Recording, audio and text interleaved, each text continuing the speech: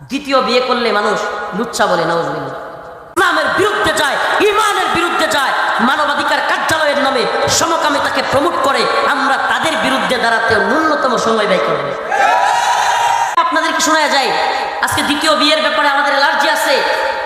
আমাদের সমাজে এক বিয়ের ক্ষেত্রে আমাদের যুবকরা লজ্জা পায়, অথচ গার্লফ্রেন্ড আছে, তার গার্লফ্রেন্ড এটা গর্বের সাথে বলে, নাউজুবিল্লাহ।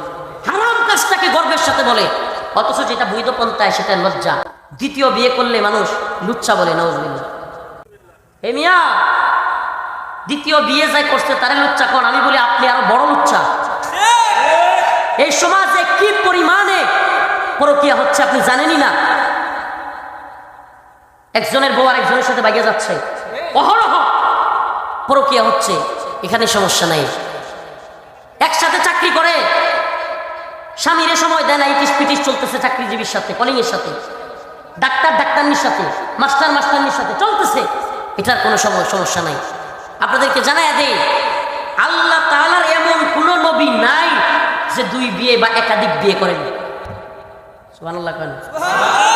অথচ এই সুন্নাহটাকে আজকে এটাকে খারাপ ভাবে উপস্থাপন করা হয়। আল্লাহ যেটাকে জায়েজ করছে এটা সমাজের মধ্যে খারাপ হয়ে গেছে, আর যেটা হারাম করছে অবৈধ রিলেশন, এটা একেবারে সহজ হয়ে গেছে। এক নবী মাত্র আদম আলাইহিস সালাম দ্বিতীয় বিয়ে করতে পারে না। কেন?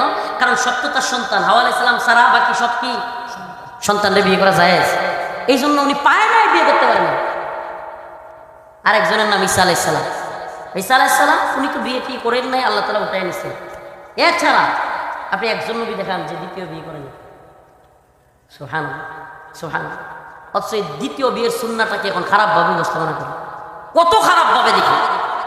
আরে ভাই, আপনি করতে পারেন নাই, আপনার অবস্থান নাই, টাকা পয়সা কিংবা আপনার শারীরিক অবস্থান নাই, এটা আপনার দুর্বলতা।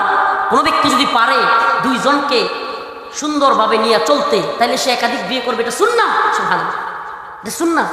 এটাকে খারাপভাবে দেখবার আপনি কি? অথচ কি হয়েছে? পরকীয়া করে, কত পরকীয়া সংসার ভেঙে যাচ্ছে, কত সংসারের মধ্যে আগুন লেগে যাচ্ছে। যুবকদেরকে বিয়ে করায় না। এই যুবকদের বিয়ে হয় না কেন? শরিয়া নাই। কেন? এই যুবক, কেন তোমার বিয়ে হচ্ছে না? আপনার ছেলে কোনোভাবেই বেকার থাকতো না যদি শরিয়া থাকতো। আল্লাহ পাক আমাদের সবাইকে শরিয়ার অধীনস্থ করে দিন, বলেন আমিন। আজকে নব্য জাহিলিয়াত বোঝার চেষ্টা করেন। নব্য জাহিলিয়াত আমরা বুঝি না।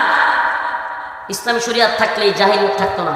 আমরা শুনি দাহিয়াতুল কলবি, তার ছোট্ট কন্যা সন্তানকে পুঁতে রাখছে, খুব জঘন্য লাগে আমাদের কাছে। আরে দাহিয়াতুল কলবি তার কন্যা সন্তানকে মেরে ফেলছে।